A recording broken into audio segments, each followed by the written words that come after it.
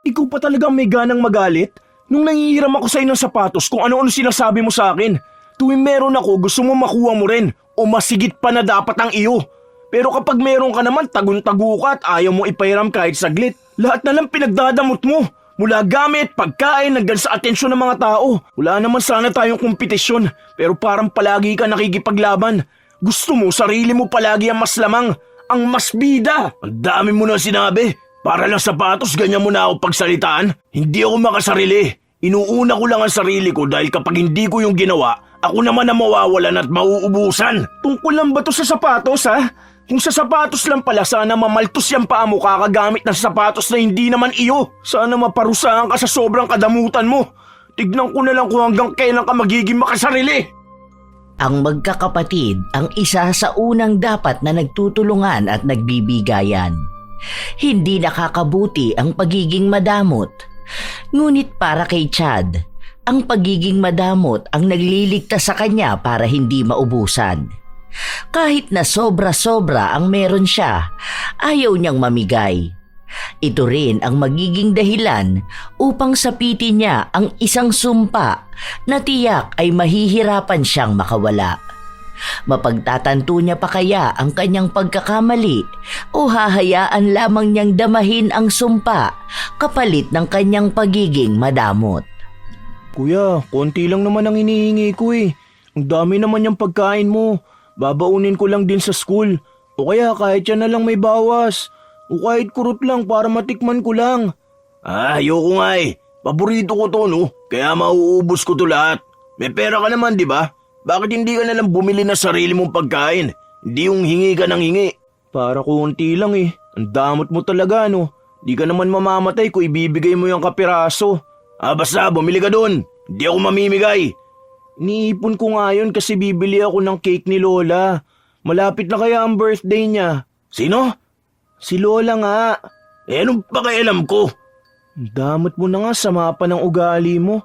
Tingnan mo, kapag ako naman ang may pagkain sinasabi ko sa'yo, hindi kita bibigyan. Padamutan pala tayo rito ha. Inis lang ang tanging nararamdaman ni Gab habang palabas siya ng kanilang bahay. May kasama pang pagdadabog ang kanyang paglalakad. 3 silang magkakapatid at ang bunso nila ay kasama ng kanilang ama't ina na nasa Samar.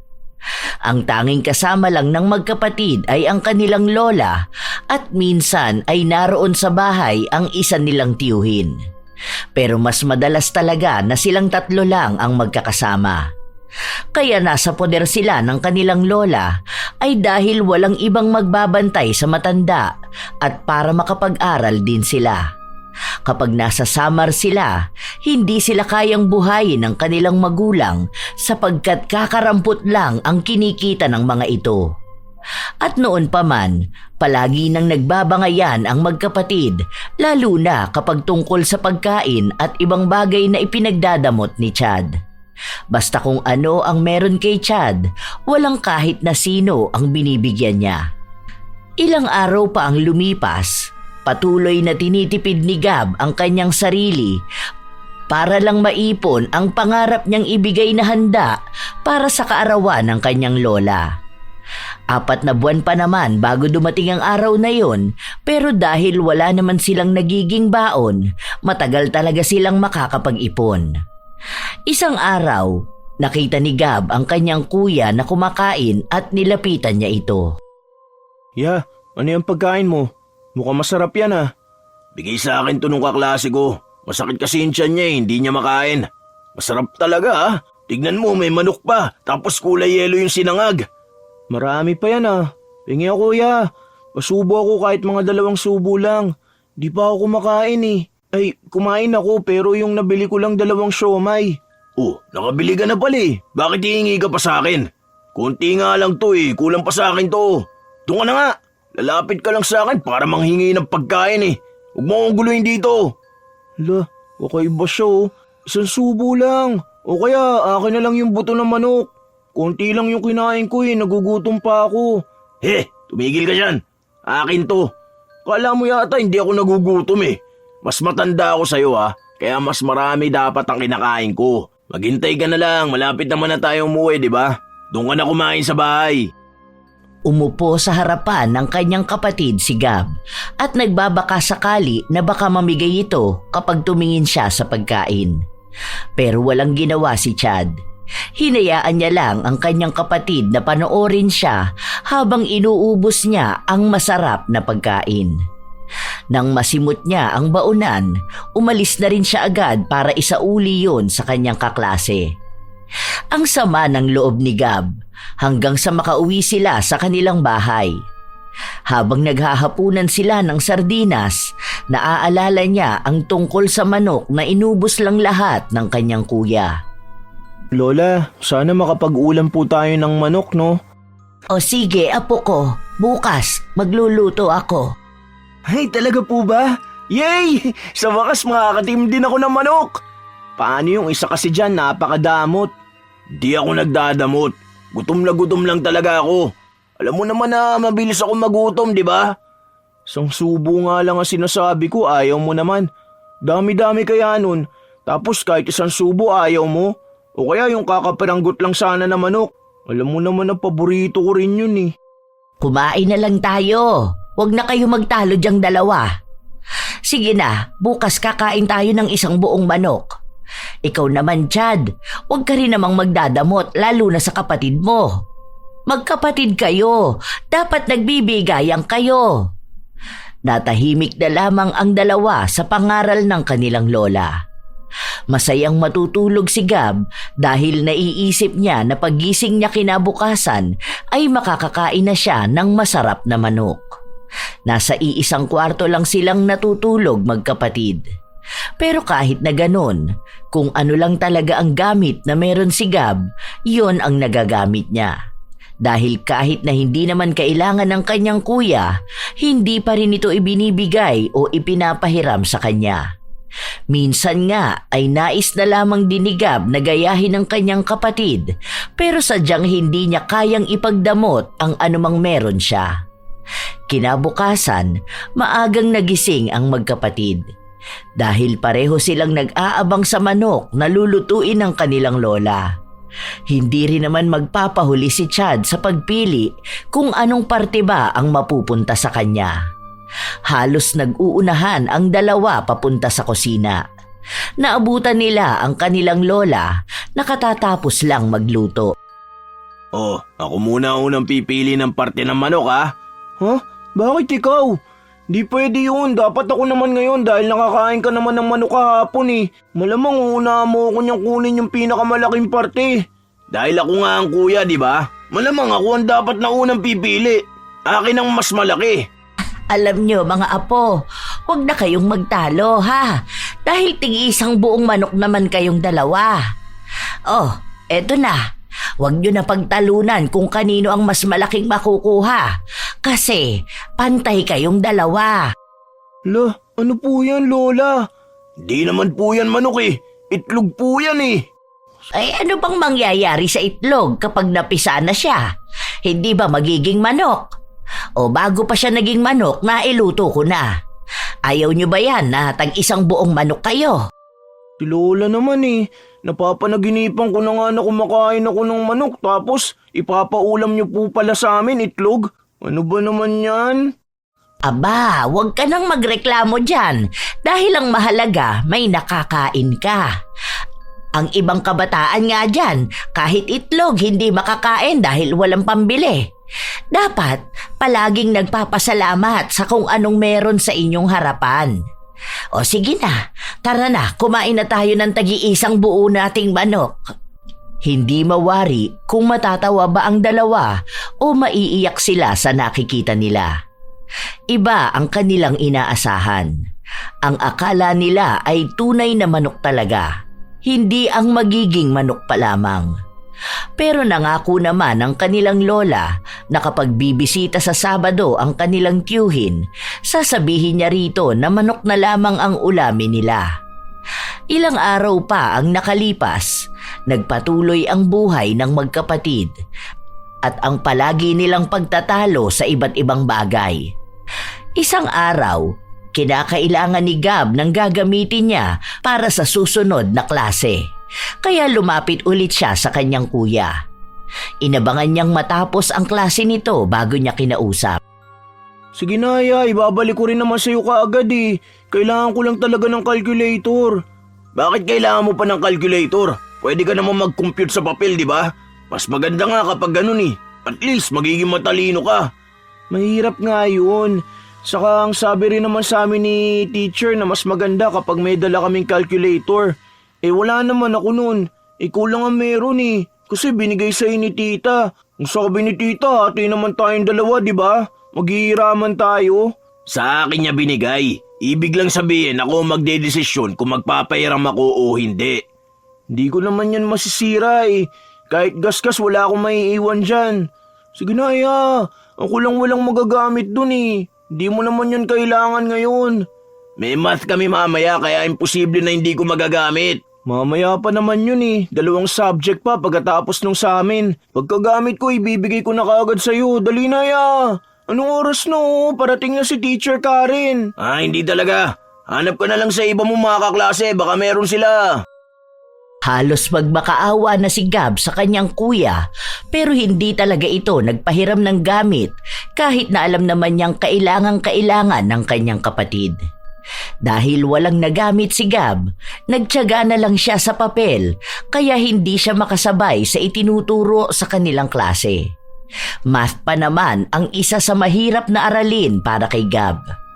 Pagka-uwi nila sa bahay, hindi pinapansin ni Gab ang kanyang kuya dahil sa inis na nararamdaman niya rito. Ilang araw pa ang lumipas, sumapit na ang Sabado na kanilang hinihintay dahil darating ang isa nilang tiyuhin. May dala nga itong manok katulad ng ipinangako ng kanilang lola. Uy, akin to, saka to, at ito pa. Itatabi ko yan para ulam ko mamaya.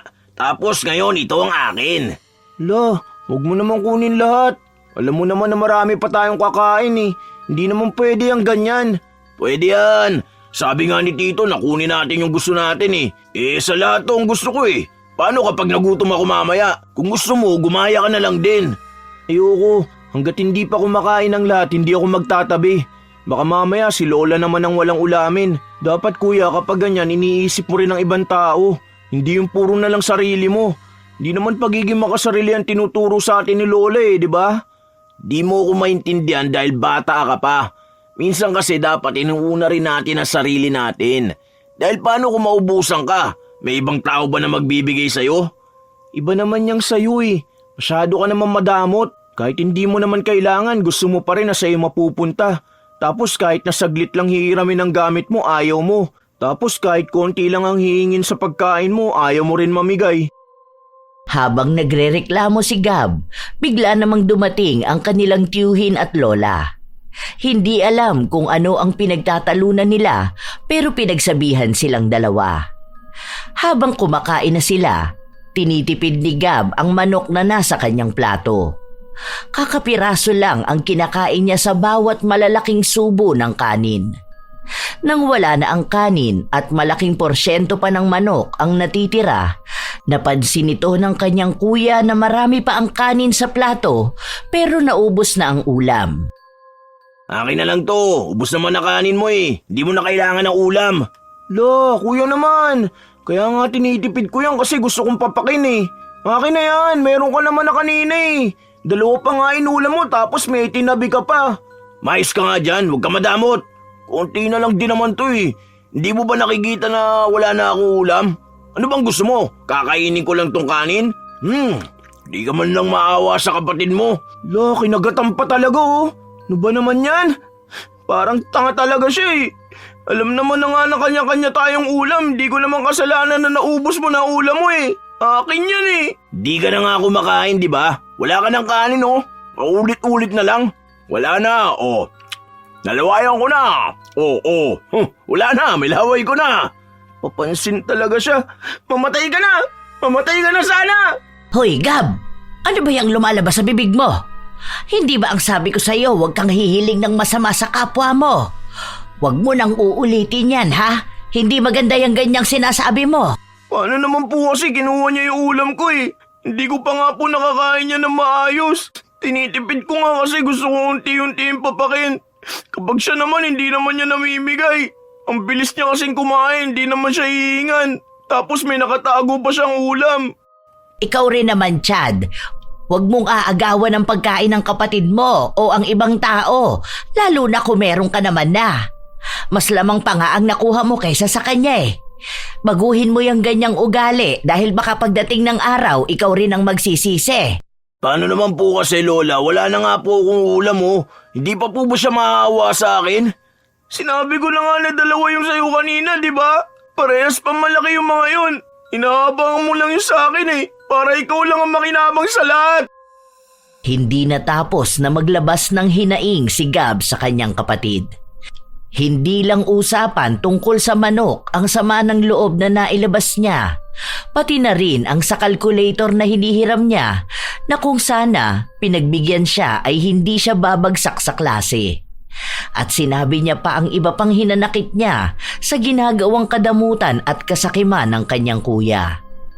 Hanggang sa natapos ang buong maghapon, masama pa rin ang loob ni Gab. Halos gusto na sana niyang bumukod at iwan ang kanyang kuya kung kakayanin lamang sana ng kanyang edad na mabuhay sa malayo. Sa paglipas pa ng mga araw, palagi pa ring nagbabangayan ang magkapatid dahil sa naiibang ugali ni Chad.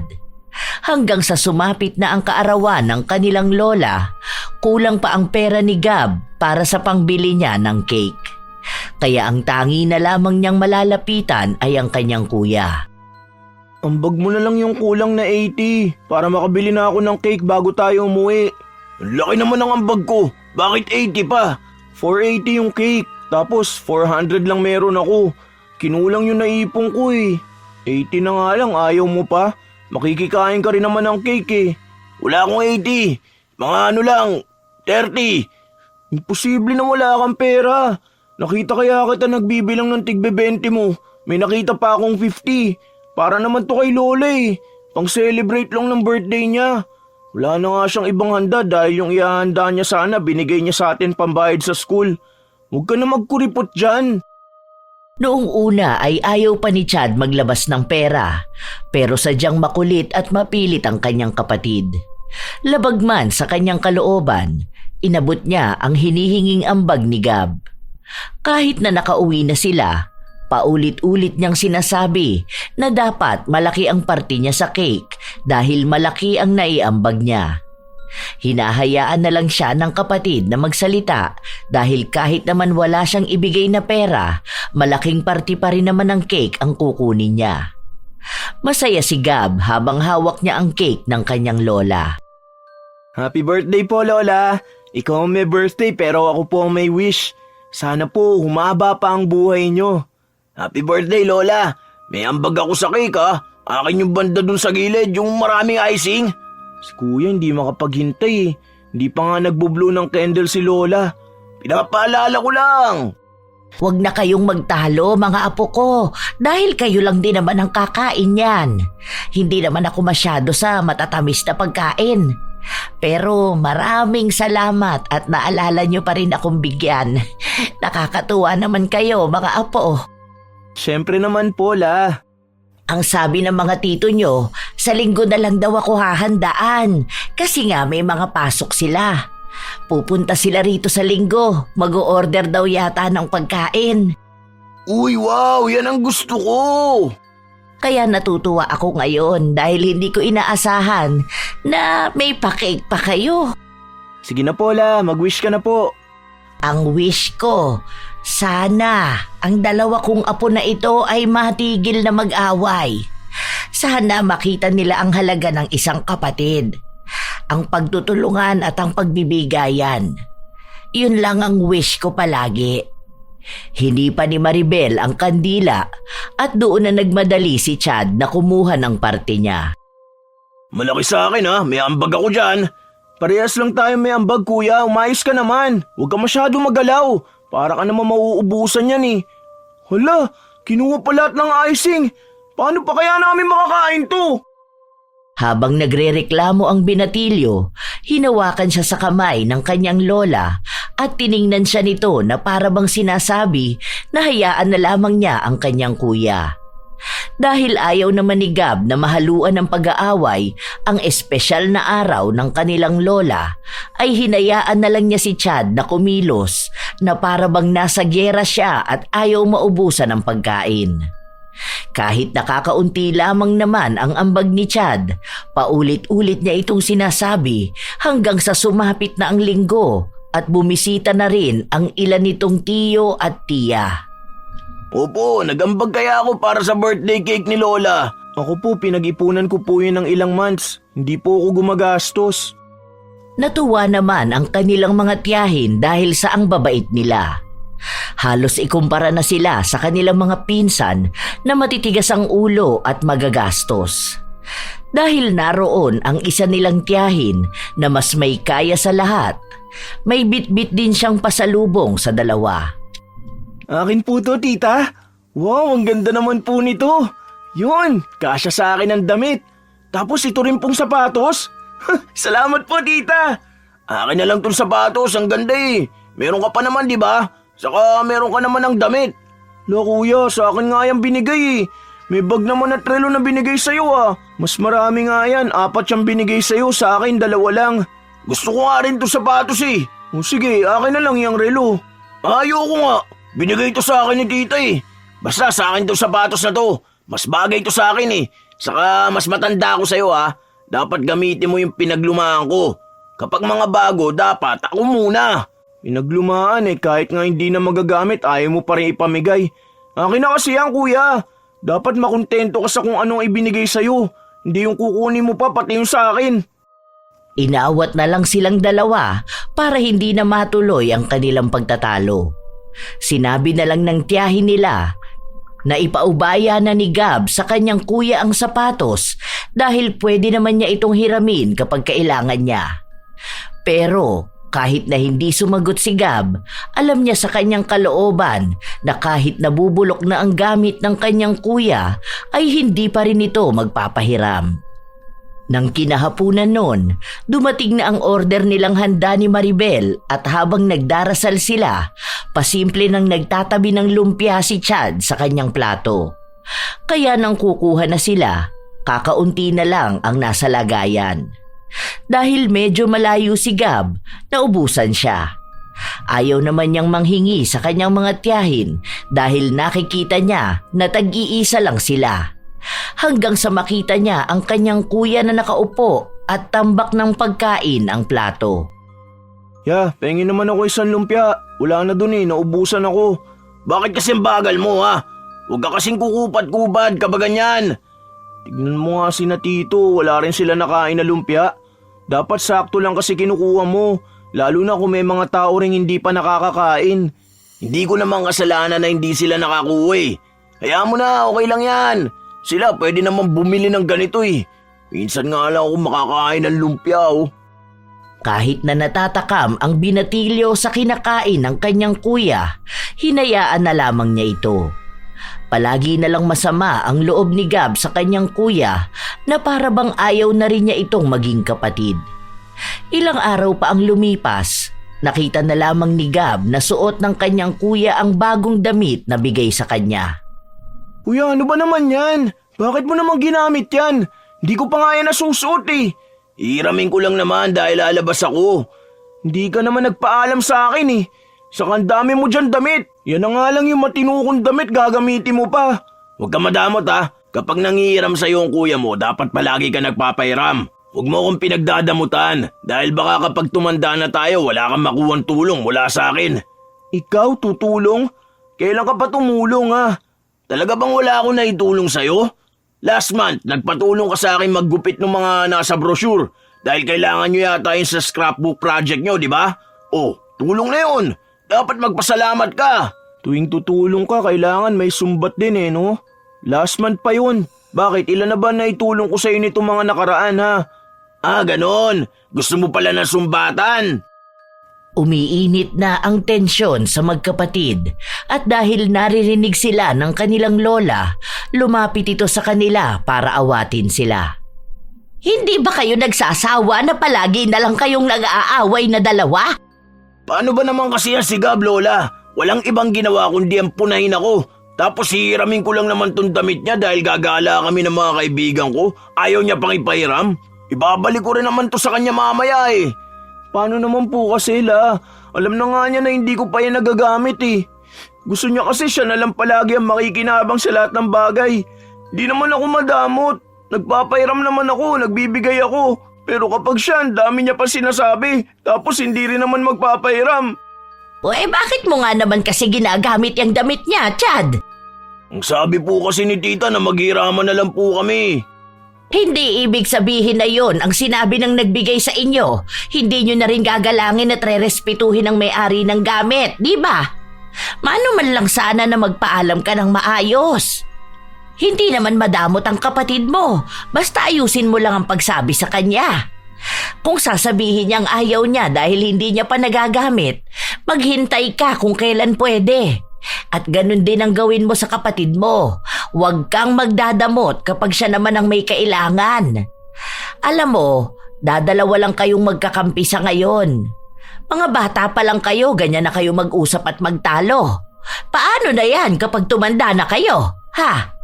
Paano kung ang isa sa inyo nakakailangan ng tulong, pero dahil parehas kayong nagdadamot sa isa't isa, hindi na kayo tutulong?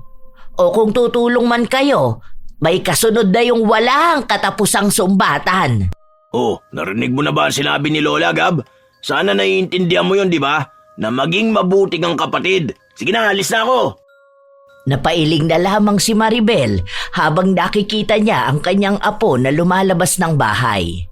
Mukhang kahit na anong sabihin niya, hindi siya pakikinggan ni Chad. Dahil ang uunawain lamang nito ay kung ano ang bagay na makakatulong lamang para sa pansarili niyang kapakanan. Gusto ko pa naman suotin yun sa linggo kapag nagsimba po tayo. Tinatabi ko nga po yun eh. Unawain mo na lamang ang kuya mo, apo. Hindi naman din yan makikinig sa akin eh. Hanggang kailan ko naman po siya uunawain? Nakakasawa na po siyang kasama. Sana iba na lang ang kuya ko eh. Sana hindi na lang siya. Lahat na lang kasi ng gamit ko gagalawin niya. Tapos kapag gamit naman niyang gagalawin ko, babatukan niya ako o kaya sisigawan kasi nagagalit siya. Kapag magpapaalam naman ako, ayaw niya rin. Kapag ako bawal, tapos kapag siya okay lang palagi. Huwag kang magsasalita ng ganyan sa kapatid mo, ha? Alam mo, darating din ang araw na mapagtatanto niya na mali ang mga ginagawa niya. Hayaan mo, darating din ang araw na yon. Basta, ayaw na ayaw kung magsasalita ka ng masama sa kuya mo o sa kahit na sino, ha? Lalo na yung sinasabi mo kapag nagagalit ka. Yung pahiling-hiling mo na mamatay na siya. Sa totoo lang, naiintindihan naman kita dahil nadadala ka ng damdamin mo. Pero apo, may mga damdamin at salita na maaaring magkatotoo. Ang tawag doon ay sumpa. Huwag na huwag kang susumpa sa isang tao dahil maaari ding pagsisihan mo yon. Umiyak lang ng umiyak si Gab dahil iniisip niya pa rin ang damit na sinuot ng kanyang kuya. Pero dahil mas mahaba at mas malawak ang pangunawa ng binatilyo, pinatawad na lamang niya ang ginawa ng kanyang kuya. Isang hapon, nang umuwi siya at balak na maglaba, napansin niya ang bago niyang damit na merong mantsa. Ala, matatanggal pa kaya to? Ano ba naman kasi to si kuya? Ang dugyot naman niya magdamit. Palibasa hindi sa kanya kaya hindi niya rin iniingatan eh. Lumabas ang binatilyo para puntahan ang kanyang kuya na nasa labas ng bahay habang kasama ang iba niyang mga barkada. Kuya, bakit naman ginanito mo tong damit ko? Kabago-bago lang nito eh. Ikaw lang ang gumamit tapos mukha ng basahan. Kung sana alam mo naman na may ganito na, sana binabad mo na o kaya nilaban mo na. Di ko naman sinasadya yan. Kasi may pinahawak sa akin na parts ng motor yung tropa ko eh. Nadikit ko pala sa damit na suot ko, kaya yan. Grasa ba to? Parang ano naman to si kuya?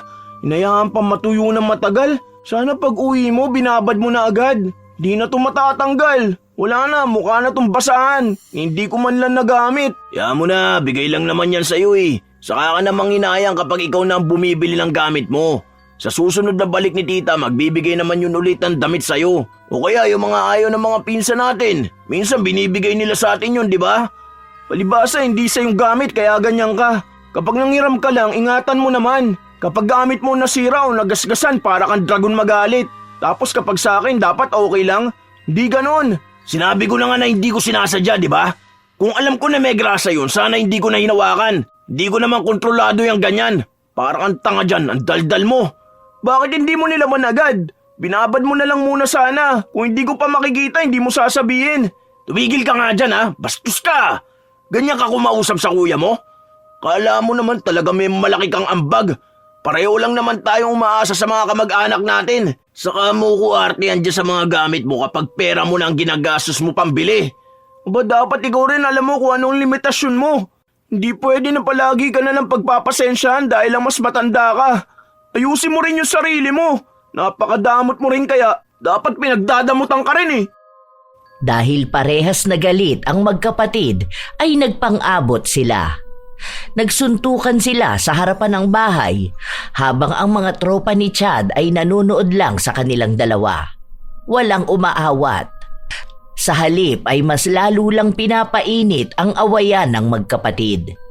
Matagal nang nagtitimpi si Gab sa kanyang kuya kaya hindi na niya napigilan ang sariling labanan nito. Ilang sandali pa, dumating ang kanilang lola para awatin sila. Ano bang pinagagagawa ninyong dalawa, ha? Ganyan ba kayo kapag wala ako sa bahay? Palagi na lang kayong nag-aaway. Ano, gusto niyo na ba magpatayang magkapatid? O siya, halik kayo sa kusina, naroon ang kutsilyo. Paano ba naman kasi ang bastos na yan? Bigla na lang susugod sa akin dito tapos magagalit. Paano namang hindi magagalit sa'yo? Ikaw na nga nakagawa ng mali, ikaw pang galit. Hindi ka man lang humingi ng sorry. Ano bang dahilan kaya nagpapatayan kayo, ha? Tungkol na naman ba saan? Paano po lola, itong damit na iniram niya sa akin, hindi ko na magagamit. Dahil may mantsa na. Hindi na po itong matatanggal. Hindi ko nga sinasadya, di ba? Hindi mo ba maintindihan yun? Magagamit mo pa rin naman yung pambahay eh. Dapat ba ang pambahay mo magandang damit? Hindi ko nga ito ipambabahay, di ba? Alam mong binigay ito para may pangalis ako. Wala na nga akong matinong damit eh. Paano lahat na lang ng damit ko kailangan mo suotin? Tapos kapag pangit na, saka mo lang titigilan. Bilisan ninyo! Pumasok kayo sa loob!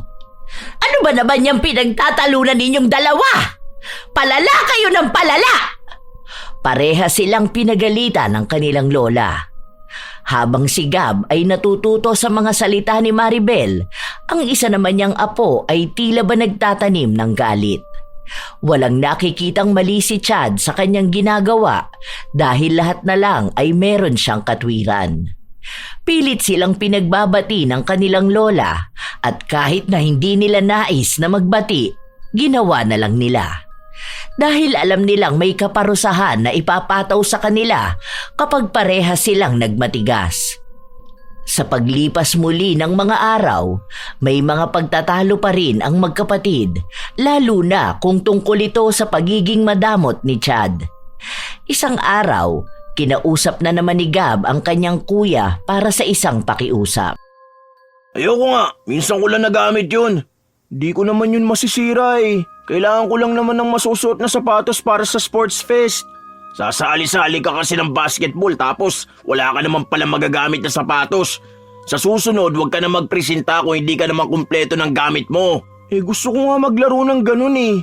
Luma na yung sapatos ko. Kita mo naman na tanggal na yung nasa ilalim. Di ba ang sabi ni tita maghiraman tayo ng sapatos? Kung ikaw nga sinira mo yung damit ko. Ayos, di mo na makalimutan yun ah. O edi ako naman ang pahiramin mo, di ba? Hindi yung puro na lang ikaw ang nakikinabang. Kung di ko naman kailangan, di naman ako manghihiram sa'yo eh. Bakit hindi ka manghiram sa mga kaibigan mo? Hindi naman magkakasukat yung mga paa namin eh. Nakakaya naman kung sa ibang tao pa ako hihiram kung meron naman sa'yo. Bakit ba kasi ayaw mo ipahiram yan? Susumbong kita kay tita. Dahil nga bago lang yan. Baka maluma mo lang yan kapag nag-basketball ka. Bahala ka dyan. Basta hindi kita pahiramin ng sapatos. Mamaya maapakan lang nila yun eh. Kahit na anong pakiusap ni Gab, ayaw talaga siyang pahiramin ng kanyang kapatid. Dahil nalalapit na ang araw ng kanilang laro, naiisipan na niyang umatras. Pero bago niya gawin yon, Kinausap niya ang kanyang lola na baka maaaring hiraman siya nito ng sapatos. Lalo na sa mga pinsan nila na may kasukat siya.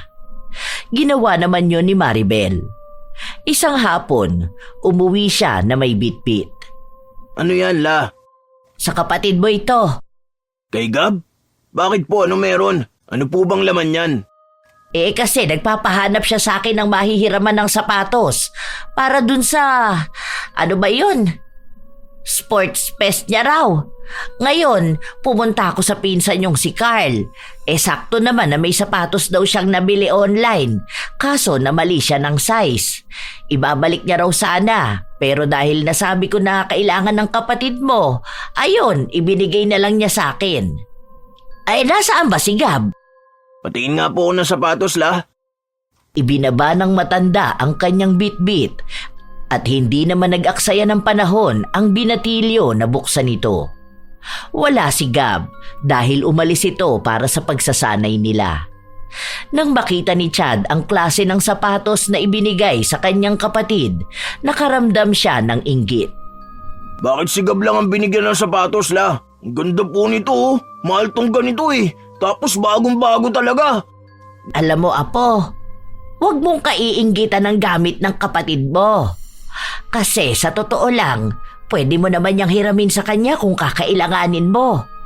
Basta, sana matuto ka ring magpahalaga ng gamit ng iba. Tapos ikaw rin, dapat matuto kang magpahiram.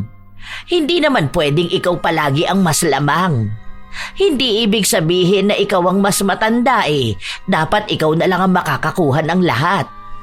Pansin ko kasi sa ugali mo, kapag meron ng kapatid mo, pakiramdam mo palagi kang mauubusan. Kung binigyan ka ng 5 mamahaling gamit, ang nakikita mo pa rin yung isang pirasong pinaglumaan na binigay sa kapatid mo. Huwag ganon, ha? Huwag mong dalhin hanggang sa pagtanda mo yung ganyang pag-uugali. Tapos, hindi ka pa marunong tumulong sa kapatid mo. Abay, napakabait ni Gab. Ang bilis niyang pagsabihan at pakiusapan. Alam mo, kahit pasabihin mo ngayon na wala ka namang mapapala sa kanya at hindi ka hihingi ng tulong balang araw, nako, babawiin mo yan sa oras na si Gab na lang ang maaasahan mo. Pero sana, wag naman dumating ang araw na pagdadamutan ka na rin niya. Katulad kung paano mo siya pinagdadamutan ngayon. Di naman kasi ako nagdadamot, La. Nagpapahiram naman ako ng gamit eh. Kaso kapag paborito ko, ayaw ko na maipagamit basta-basta. Ayan, may tig-isa na kayong sapatos. Ay sana naman hindi na kayo magtatalo, hindi ba? Pero mas maganda yun sa kanya eh. Gusto mo ang sapatos na yan? Ay sige, nasa na sapatos na bigay sa'yo ng tita mo? Ipapalit natin. Ayoko, La. Gusto ko rin yun eh. Ipapahiram ko na lang sa kanya yun. Pero sa akin pa rin yun at itong bagong sapatos. Ay hindi pwede ang ganyan. Huwag kang manlalamang ng kapatid mo. Akin na yan at ibibigay ko yan mamaya kay Gab. Nababalot ng inggit si Chad. Masama ang loob niya at may pagtatampo. Dahil iniisip niya na mas paborito si Gab kumpara sa kanya. Sa tuwing nakikita niya ang sapatos ng kanyang kapatid, nabubuo sa kanya ang isang plano. Gusto niyang kunin yon. Buwan na ang lumipas hanggang sa sumapit na ang araw na maglalaro na sina Gab. Maagang umalis ang kanyang kuya dahil may aasikasuhin pa raw ito sa kanilang paaralan. Matapos magbihis ng binatilyo, hinanap niya ang kanyang sapatos na nasa ilalim lang ng higaan. La, nakita niyo po ba yung sapatos ko? Naku, hindi. Abay, saan mo ba inilagay? Ang natatandaan ko, nasa ilalim lang po yun ng higaan namin eh.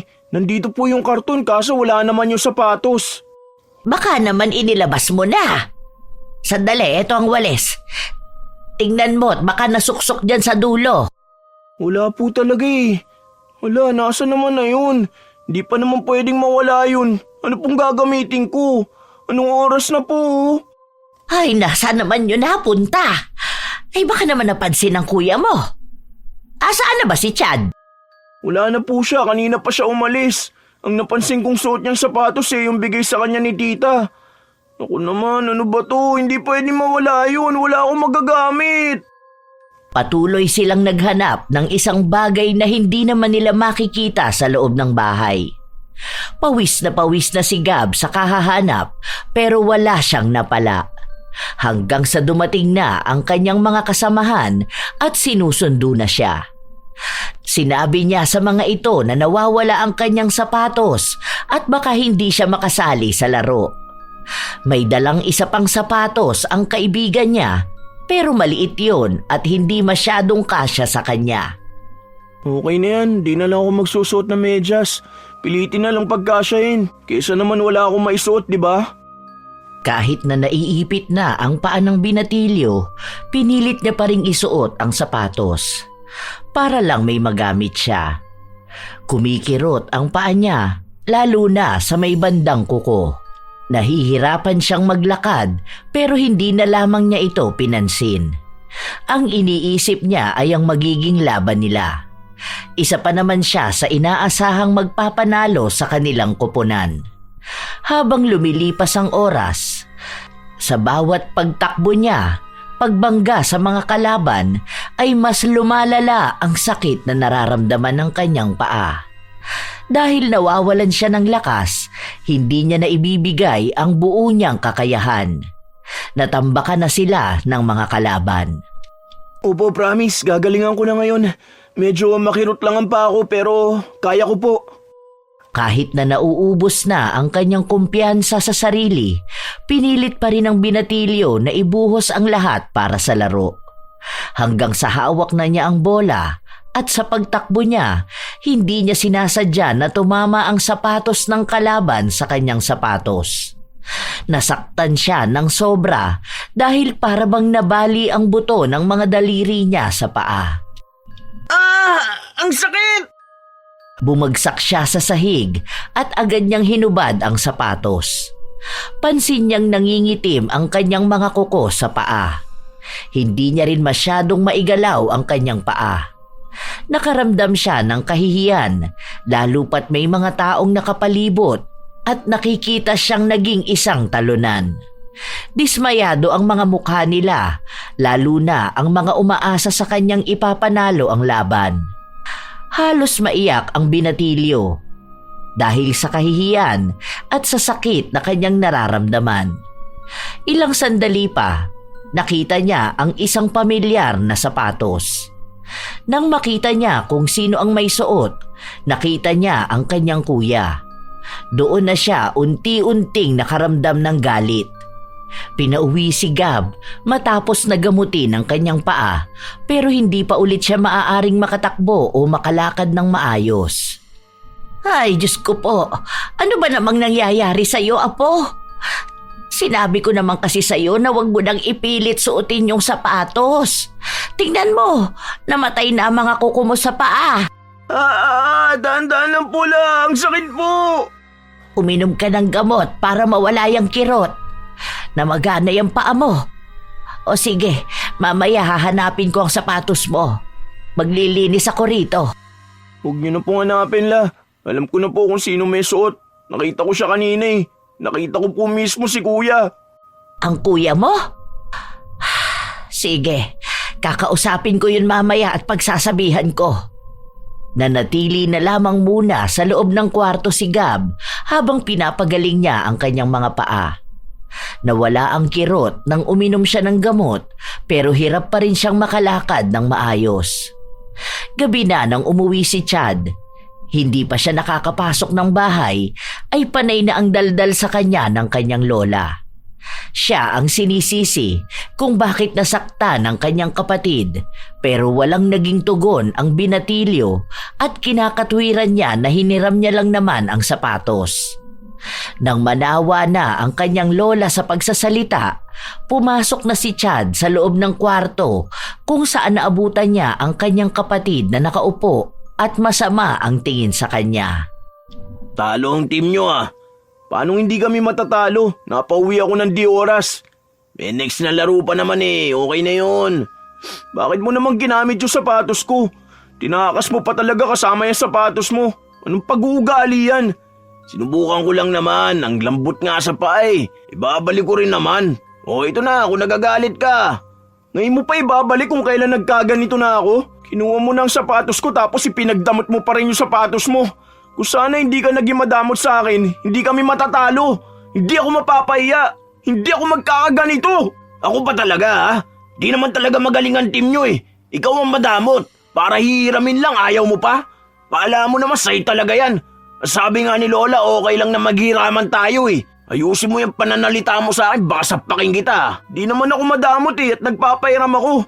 Pero sana matuto ka magpaalam. Hindi yung hanap kami ng hanap ni Lola. Para namang hindi mo alam na may laro ako eh. Inunahan mo pa talaga akong gamitin yan. Ayan na nga, di ba? Binabalik ko na sa'yo para matigil ka na sa kangangawa mo dyan parang bata. Ikaw pa talaga may gana magalit? Nung nanghihiram ako sa iyo ng sapatos kung ano-ano sinasabi mo sa akin. Tuwing meron ako, gusto mo makuha rin. O masigit pa dapat ang sayo. Pero kapag meron ka naman, tagun-tago ka at ayaw mo ipahiram kahit saglit. Lahat na lang pinagdadamot mo. Mula gamit, pagkain hanggang sa atensyon ng mga tao. Wala naman sana tayong kompetisyon eh. Pero parang palagi ka nakikipagdaigan. Gusto mo sarili mo palagi ang mas lamang, ang mas bida. Ang dami mo na sinabi. Para lang sapatos, ganyan mo na ako pagsalitaan. Hindi ako makasarili. Inuuna ko lang ang sarili ko dahil kapag hindi ko yung ginawa, ako naman ang mawawalan at mauubusan. Tungkol lang ba to sa sapatos ha? Kung sa sapatos lang pala, sana mamaltos yung paa mo kakagamit ng sapatos na hindi naman iyo. Sana maparusahan ka sa sobrang kadamutan mo. Tignan ko na lang kung hanggang kailan ka magiging makasarili. Buong puso ang panunumpa ni Gab sa kanyang kuya. Nawala na sa kanyang isipan ang mga payo ng kanilang lola na wag magbibitaw ng masamang salita laban sa mga taong kinagagalitan nila. Dahil na rin sa sobrang sama ng loob ni Gab, hindi na sila nagpapansinan ng kanyang kuya kahit pa nakatira sila sa iisang bubong. Kahit na magkasalubong sila sa labas, hindi na sila nagkikibuan. Para bang nagtitiis na lamang siya hanggang wala pa ni isa sa kanila ang handang umalis at magpakalayo-layo. Isang Sabado, dumating ulit ang kanilang tiyahin.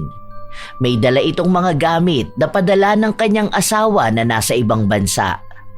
Pinapili niya ang magkapatid kung ano ba ang gusto nila. Kunin nila kung ano ang sa tingin nila ay magagamit nila at iwan sa kahon ang hindi. Apo, bakit hindi ka pa maghalongkat? Ito tingnan mo. Bagay sa iyo tong pantalon na to. Hindi ba ganito ang gamit ng mga kabataan ngayon? Uy, ang ganda niyan la. Akin na lang po yan. Sa kapatid mo nga ibinibigay ko. Mamaya na lang po ako la.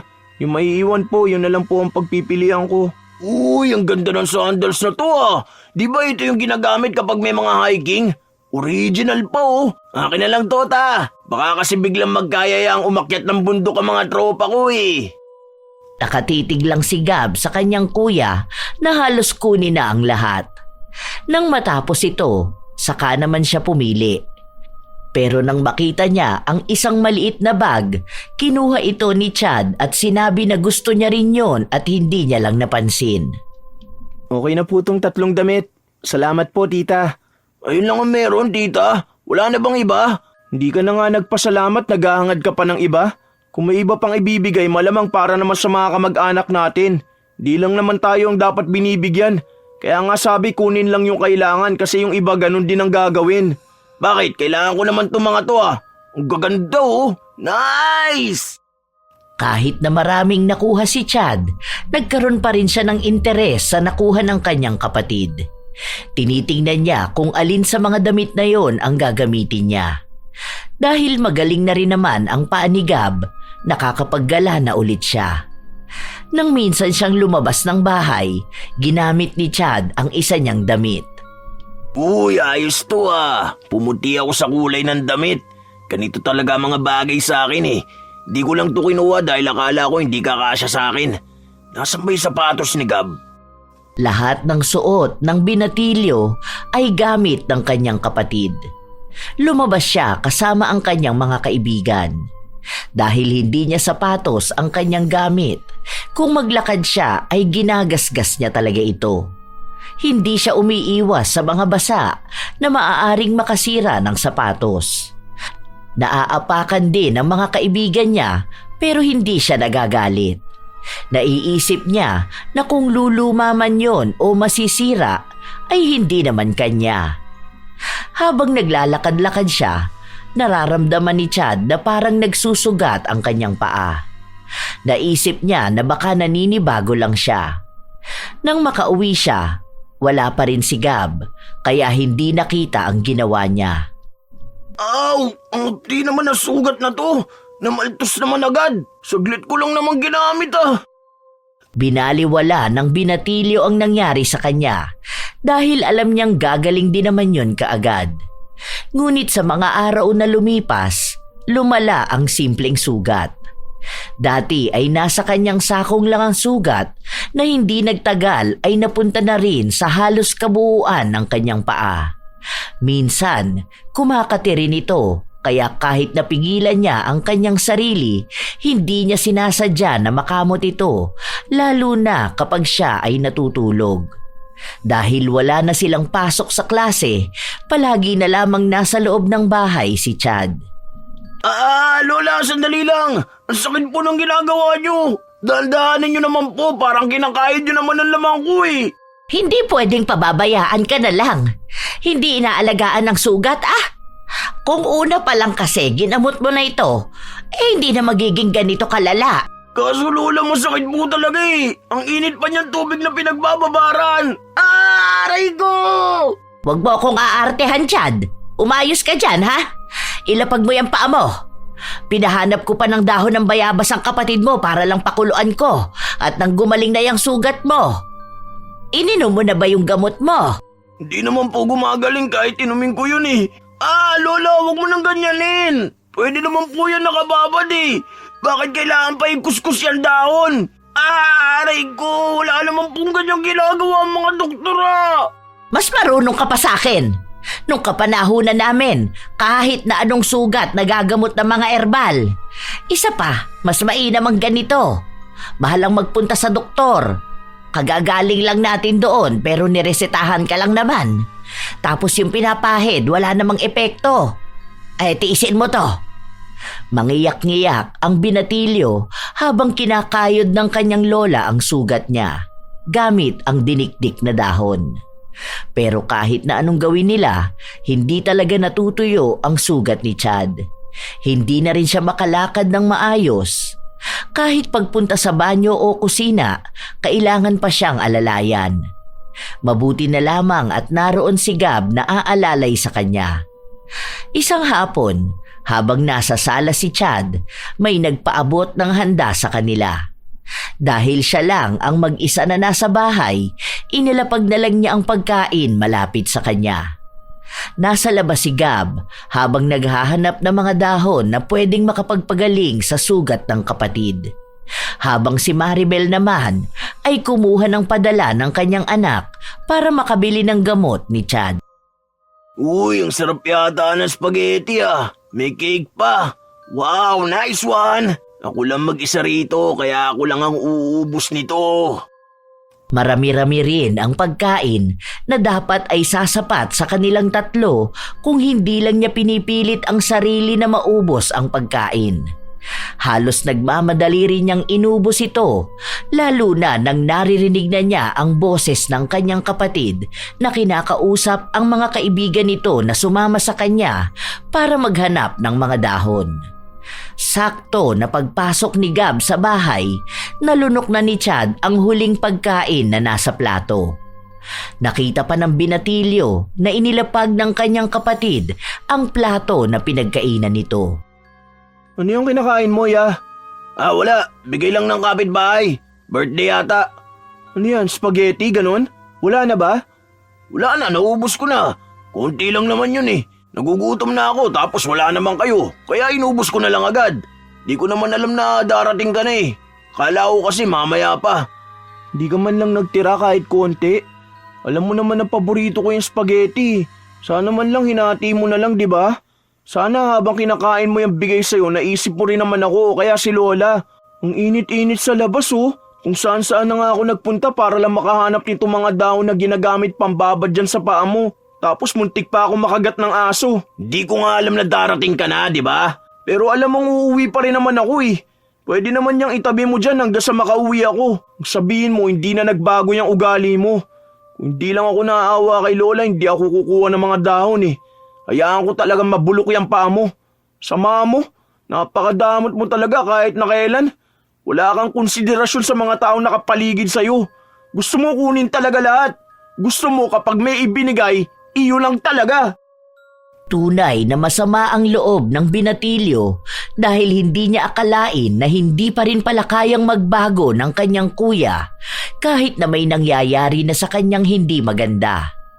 Pero kahit na ganoon si Chad, hindi pa rin nawala ang pag-aalala ng kanyang kapatid sa kung ano man ang nararamdaman niya. Sa paglipas kasi ng mga araw, hindi pa rin gumagaling ang sugat sa paa ng binatilyo.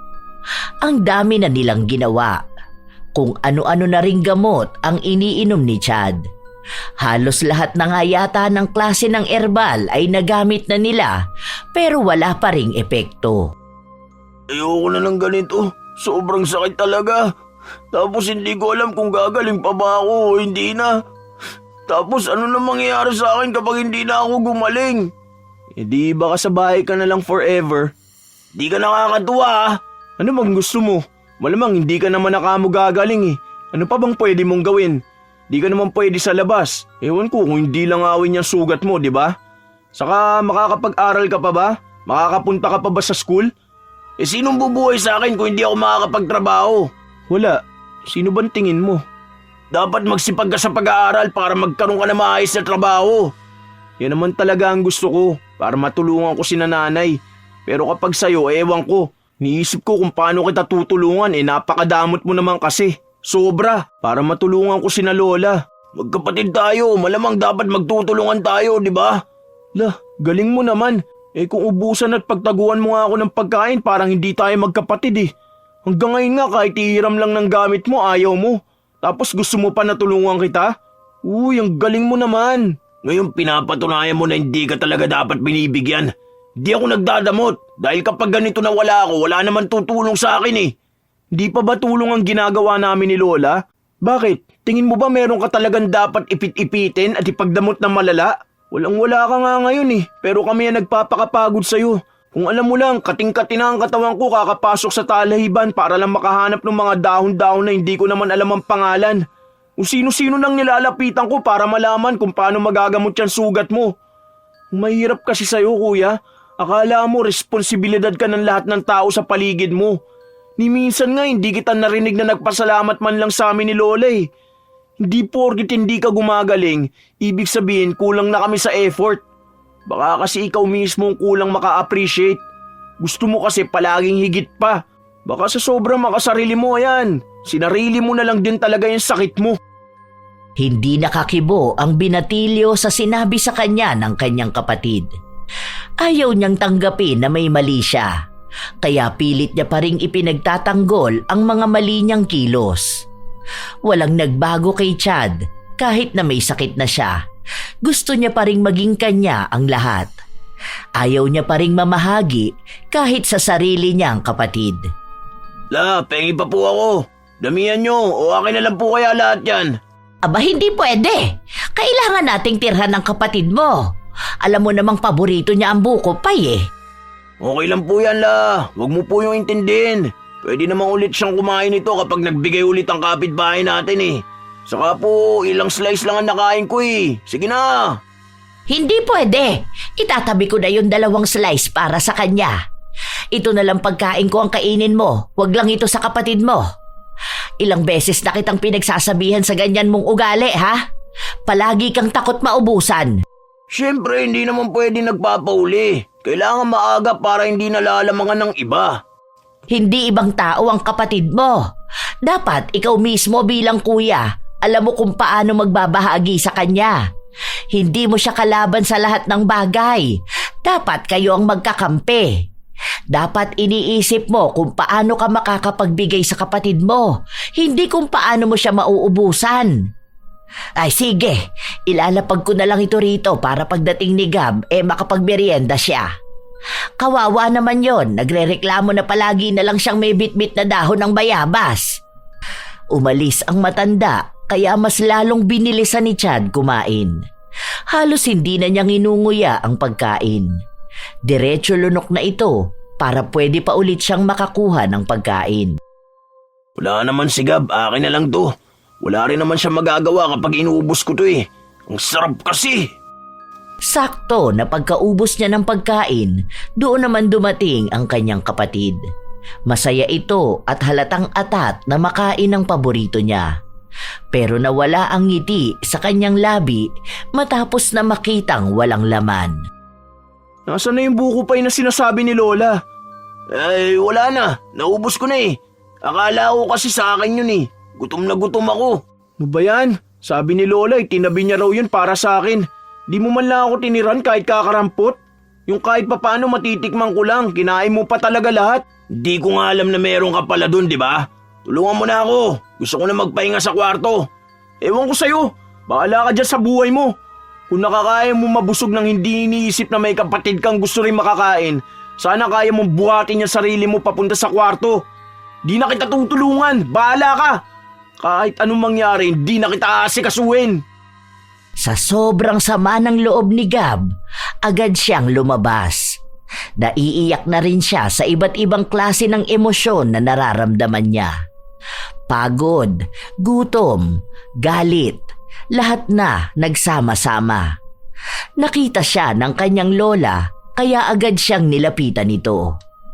Dapat kasi kapag alam niya na para sa iba yun, hindi na niya kukunin. Pero na nga siya eh, pinagdamot na nga niya yung pagkain niya eh. Tapos ipagdadamot niya pa rin yung pagkain na para sa iba. Ayoko na siya makasama la. Napapagod na po ako sa ugali ni kuya. Pasensya ka na, apo. Dapat yata itinago ko na lang ang pagkain mo para hindi niya nakuha. Hayaan mo, kapag may pera ako, ibibili na lang kita tapos itatago na lang natin. Ayoko naman po maging mukhang madamot. Kaya ayoko na mga ganyan na tago-tago. Dapat kasi magbago ng ugali ni kuya eh. Nakakasawa kaya yun. Tapos hindi naman din siya makatulong sa bahay. Dagdag lang din siya sa alagain eh. Nakakainis talaga. Habang nag-uusap ang maglola ay nakaramdam sila ng malakas na pagyanig ng lupa. Nataranta ang mga tao sa malakas na lindol, lalo na't may mga lumang bahay sa paligid nila na gumuho. Nagsimula ng magtakbuhan, magsigawan at mag-iyakan ang mga tao. Lahat sila ay hindi mapakali. Pati na rin ang maglola ay hindi na alam ang kanilang gagawin. Hanggang sa naisip ni Gab ang kanyang kuya. Lola, si kuya! Sandali lang! Kahit na delikadong pumasok sa loob ng bahay nila dahil may mga napapansin na silang mga bitak sa pader, ay pumasok pa rin sa loob si Gab. Hindi siya aalis hanggat hindi niya naililigtas ang kanyang kapatid. Naabutan niya si Chad na nasa sahig at naipit ang binti niya ng nahulog na pader. Bumagsak na rin ang kalahati ng bahay nila, kaya kung magtatagal si Chad sa loob ng bahay, maaari siyang malibing ng buhay. Tulungan mo ako, Gab! Ang sakit na ba ako! Pumasang ka na lang sa akin, kuya, para makalabas na tayo! Hirap na hirap si Gab na tulungang mailabas ang kanyang kuya. Ilang beses pa siyang nadapa pero hindi yun naging dahilan para sumuko siya. Nailabas niya si Chad hanggang sa makapunta sila sa mas ligtas na lugar. Base sa mga naririnig nila, maraming mga natabunan ng mga gumuhong bahay. Kaya lahat sila ay takot na takot. Nang tumigil ang lindol, sakalang may tumulong sa kanila para dalhin sila sa evacuation center. Kung saan doon muna sila mananatili, lalo pat hindi pa sigurado kung may kasunod pang mas malakas na lindol. At ang iba sa kanila, wala na ring mga bahay dahil nagiba na. Habang nakaupo sina Chad at Maribel, ay pinag-uusapan kung saan na sila titira dahil wala na rin ang bahay nila. Si Gab naman ay nagpapalakad-lakad sa kung saan-saan hanggang sa nakakuha siya ng pagkain. Kakaunti lang ang nabigyan dahil wala pa ring dumarating na ibang tulong mula sa kanilang munisipyo. Nang may makuha na ang binatilyo na tingin niya ay maaari nilang pagsaluhan, bumalik siya sa kanyang kuya at lola. "Saan ka ba nagpupuntang bata ka? Dito ka lang. Baka mamaya magkaroon na naman ng lindol at magkagulo ang mga tao. Saan naman kita hahagilapin?" May naabutan ako nagbibigay ng pagkain. Ito po, hati-hati na lang po tayo. Ito pa lang ang meron ngayon eh. Nakipag-agawan pa ako, yung iba kasi hindi nabigyan. Wala pa raw pinapadalang pagkain para sa atin. Pero okay na rin to kahit paano. Para lang malam na ng mga sikmura natin. O ito po sa'yo la. Tapos hati tayo rito sa isang tinapay kuya. Maliit na tubig lang din po ang nakuha ko eh. Konting tiis lang po ah. Salamat Gab. Konti lang to eh. Bakit hindi mo na lang kinain? Alam ko nagutom ka rin. Hindi naman ako makakakain na maayos kung alam kong hindi pa kayo kumakain. Parang hindi ko kaya lumunok ng pagkain nun. Habang naiisip ko na wala kayong makakain. Saka pare-pareho tayong gutom. Salamat talaga. Naiisip mo pa rin ako kahit na may pagkakataon ka na sana makakain ng pansarili mo. Talagang nagawa mo pa akong bigyan kahit nakakarampot na pagkain ang hawak mo. Siyempre kapatid kita kaya iisipin pa rin kita. Di naman kasi ako madamot kuya. Kung anong meron ako gusto ko na meron din kayo. Kaya kahit kakapranggot na tinapay lang to handa ako magbigay. Dahil kung ano yung meron ako gusto ko meron din kayo. Ngayon, apo, siguro naiintindihan mo na ang ibig kong sabihin. Nasasako na mo malalaman kung gaano kahalaga ang isang kapatid at kung bakit hindi ka dapat nagdadamot sa kapwa mo para hindi ka rin nila pagdadamutan kapag nangangailangan ka na ng tulong. Opo, tama nga po kayo. Sorry po. Sorry Gab. Lalo na kapag palagi kita inuubusan ng pagkain o kaya pinagdadamot ko sa iyo yung mga gamit na meron ako. Hindi ko tinatanggap na makasarili pala talaga ako eh. Hanggang sa dumating na ang ganitong panahon, nakakailanganin ko pala talaga ng tulong. Sorry ah. Pangako, kapag naging maayos na ang lahat, hindi na ako magiging madamot. Alam ko na ang ibig sabihin ng pagtulong, pag-aalok at pagbibigay. Hindi maganda ang nangyaring sakuna, pero maganda ang naging dulot nito para mapagtanto ni Chad ang mga kamalian na nagawa niya. Dahil may sakit siya, hindi pa rin siya makapaglakad. At kung hindi dahil sa kanyang kapatid, marahil ay malilibing siya ng buhay. Dahil nasira ang kanilang bahay, nakituloy muna sila sa iba nilang kamag-anak habang ang mga tiyuhin nila ay nag-ambagan para maipaayos muli ang bahay. Mas matibay na ang pundasyon. Nang makabalik sila sa dati nilang bahay, ipinakita na talaga ni Chad ang pagiging kuya niya at ang pagbabago niya.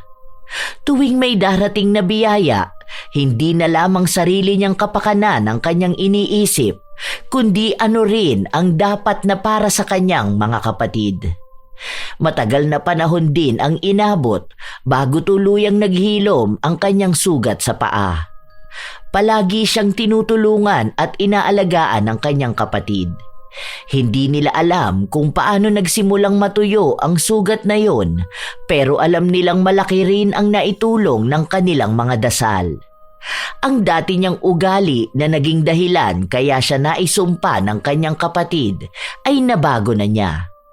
Sa paggaling niya, isa itong senyales ng panibagong buhay. Ipinangako niya rin na hindi na ulit siya babalik sa pagiging madamot at makasarili. Nang sumapit na siya ng tamang edad at nagkaroon na ng trabaho, doon niya mas lalong nabigyan ng magandang kahulugan ang pagiging mabuting kuya at mapagbigay na kapatid. May pasalubong ako. Ito ang paboritong buko pie ni Gab. Wow, ang galing ah. Alam na alam mo talaga kuya kung anong gusto ko. Aba, syempre naman. Ako pa ba makakalimutan ko? Ilang slice sa akin dito? Ilan sa'yo, La? Aba, isa lang ang kaya ko. Isa kay Lola, di may 7 pang maiiwan. 4 sa'yo, kuya, tapos 3 sa akin. Ating kapatid, ah. Itong isa na sobra, hatiin pa natin. Inagatan ko na, ah. Iyon na tong kalahati pa. Ating kapatid na yan. Ibig sabihin, pantay. Kuha ka ng ruler para makita kung pantay talaga. Naging masaya sila dahil sa malaking pagbabago ni Chad. Dahil natuto na rin siyang tumulong, pati ang isa pa nilang kapatid na nasa probinsya ay tinutulungan na rin niya. At ang isa sa pinaplano niya ay ang makaipon ng pera para makasama na nila ang kapatid nilang yon at ang kanilang ina. Simula nang magbago ang pananaw ni Chad sa pagbabahagi ng tulong, napansin niyang naging maganda na rin ang daloy ng swerte sa kanya. Hindi katulad noon na tila ba may nakaharang sa lahat ng kanyang ginagawa.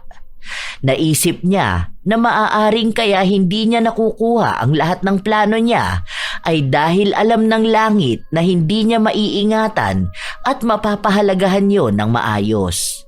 Baka maging mas lalo lang siyang makasarili at kahit ang sarili niyang mga kapatid ay talikuran niya. At nang dumating ang araw na alam na niya ang tunay na halaga ng pagbibigay, doon na dumaloy sa kanya ang magandang buhay.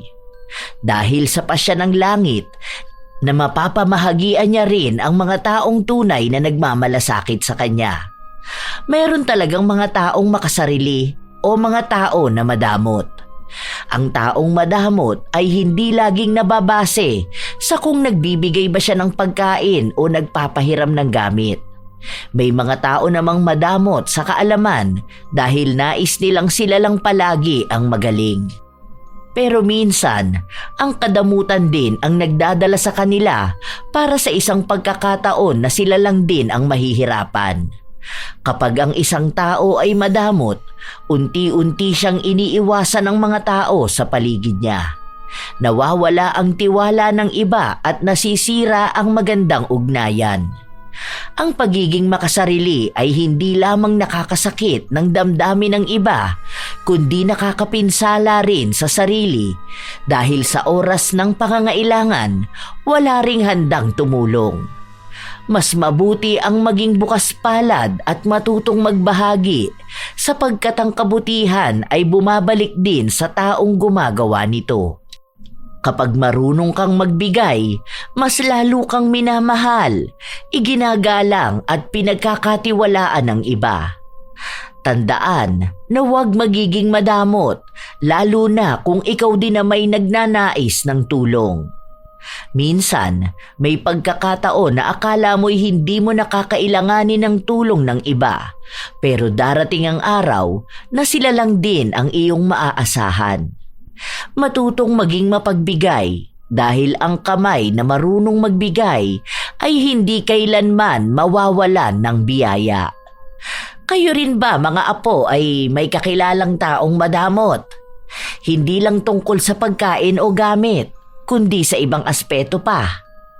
At ano naman ang inyong opinyon sa kwento ng magkapatid na Chad at Gab? Ibahagi nyo naman at nais ko itong mabasa.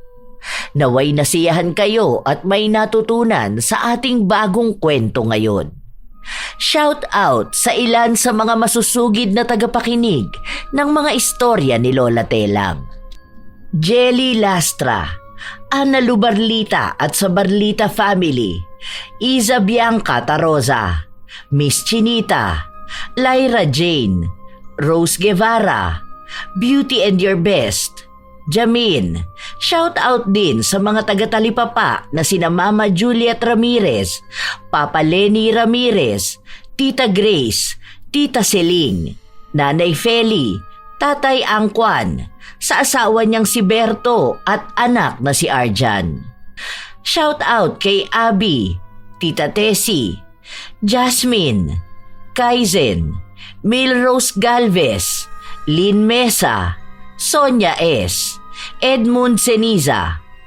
Shout out din sa inyo, Corazon Ingay, Elgin TV Vlog, Bernaldo Soltion ng Panabatan, Samar, Sara Cañete, Romeo Ko, Jen Arellano, Assorted Love Hurts KSA, Richelle Adapon, Chris Alcantara, Dins Rodriguez, MJ Naire Laurente, Luna Luna, Chris Neil Jane Diapana, Ami Pacana, Basanta Mila. Salamat sa pakikinig nyo.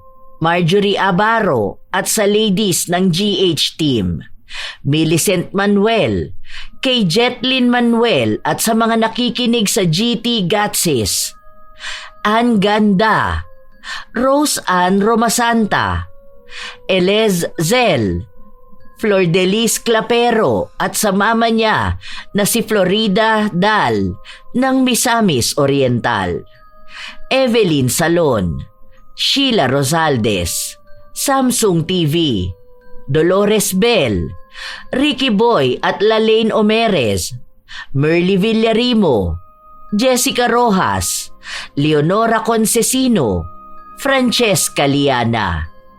Shout out sa inyo, Beth Mercado, Elizabeth Hardenil, Hayashi J. Megan, Evelyn Reyes, Elizabeth Dunca, Chat Advincula, Vivienne Baterbonia, Jerlyn Arbado, Lynn Caones, Neri Uy, Jenna Nolasco, Laika Reyes, Tutsi Roll, Florence Hervasio, Ami Gay Escalon Molly, Kimberly Pahadan.